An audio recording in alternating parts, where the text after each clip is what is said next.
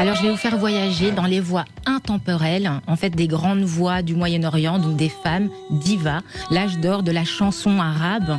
Et on découvre Kulthum, Fayrouz, Warda. Puis c'est aussi une ode, en fait, à la femme, donc à la femme arabe, à l'émancipation de la femme arabe. En fait, on la voit vraiment dans toute sa splendeur. Avec nous pour en débattre, Rizlen Selika, journaliste reporter qui a fait des enquêtes sur ce sujet, notamment sur les ados, pour différents médias, notamment M6. Bonjour. Bonjour. C'est évidemment aussi lié à la crise sanitaire. Je veux dire, entre le couvre-feu, le confinement, quand on est adolescent, qu'est-ce qu'on a envie de faire? On a envie d'aller faire les teen parties, on a envie de danser, on a envie de s'amuser, on a envie de faire du sport, donc aller à la bibliothèque, au cinéma. Alors, on écoute Rizlen pour cette initiative dont tu nous parles en ce début d'année. Oui, donc c'est vraiment un coup de cœur. Ça fait maintenant 4 années que je suis donc à Tissou, Cyril Forman qui est un art thérapeute.